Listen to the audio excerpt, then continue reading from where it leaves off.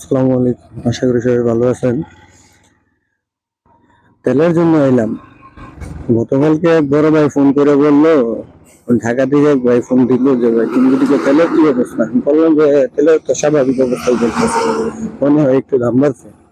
উনি বললো আমরা দিকে পাম্পে কোনো তেল নাই, মানুষ যেভাবে করতেছে ওইভাবে তেল নিয়ে যেতেছে। যেমন বাসওয়ালারা বাসে ফিরে, ট্রাকওয়ালারা ট্রাকে ফিরে, এরপরে হুন্ডাওয়ালার হুন্ডায় তো নিতেছেই, বিভিন্ন গ্লান দিয়ে নিতেছে, গ্লান দিয়ে। এখন আমি আসছি তেল নেওয়ার জন্য, কি অবস্থায় দেখতে দেখি। ট্যাঙ্কি ফুল, বুঝি নাই। হ্যাঁ ফুল। আপনার তেলের দাম টুম কি বাড়ছে নাকি? কোন সংকট টঙ্কট কোনো কিছু শোনা যায়?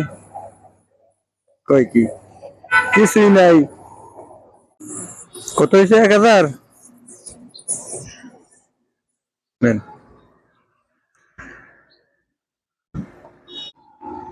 তো ওনার এই সংবাদ শুনে গেছি, মানে বড় ভাই ফোন করে বললো যে তেলের খুব ক্রাইসিস চলতেছে, ঢাকাতে তেমন ভালো তেল পাওয়া যাইতেছে না, পাম্পের মধ্যে তেল নাই। আর যাই টুকটাক আছে, এখন যে যেভাবে পাঠাচ্ছে ওইভাবে তেল নিতেছে। যেমন ট্রাকওয়ালারা ঘুরে ঘুরে নিতেছে, ড্রাম ভরে পর্যন্ত তেল নিতেছে। তারপরে যারা বাইকালা আছে, বাইকালারা তেল নিতেছে। তারপরে ওরা করতেছে কি, সাথে আবার গেলানও নিয়ে যেতেছে। তেল তো দিতেছে, গেলান দিয়ে নিতে চাইতেছে। এখন পাম্পলারা এরকম একটা শিডিউল করে নিছে যে পর্যাপ্ত পরিমাণে একটা হিসাব, যেমন 8 লিটার 10 লিটারের একটা হিসাব আছে, এর বেশি তেল কাউকে দিব না। এরকম একটা ক্রাইসিস নাকি ঢাকায় চলতেছে। এই কথাটা বললো আমার আজকে ফজর হতো, মানে ফজরের আজান বাইরে এরকম একটা সময় ফোন দিল। বড় ভাই, পরিচিত বড় ভাই, উনি হয়তো বা ওইদিকে এরকম চলতেছে বিদায় বলছে। এখন ওনার কথার ভিত্তিতে আমি আজকে পাম্প পাইছি সকাল সকাল, যে আগের আগে গিয়ে দেখি তেল টেল কিছু পাওয়া যায় কিনা। এখন আইসে পাম্পে দেখতেছি যে সব স্বাভাবিকই আছে, সবকিছু স্বাভাবিক ভাবে চলতেছে। তাই আমি জিজ্ঞেস করলাম, ভাই তেলের দাম বাড়ছে? বললো যে না, তেলের দাম বাড়ে নাই। কোনো ক্রাইসিস আছে না? কোনো ক্রাইসিসও নাই।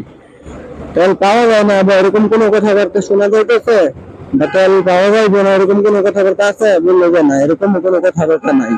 ওই বই মিলে জিলে এক কথায় মোটামুটি কোনো সমস্যা নাই বললেই চলে।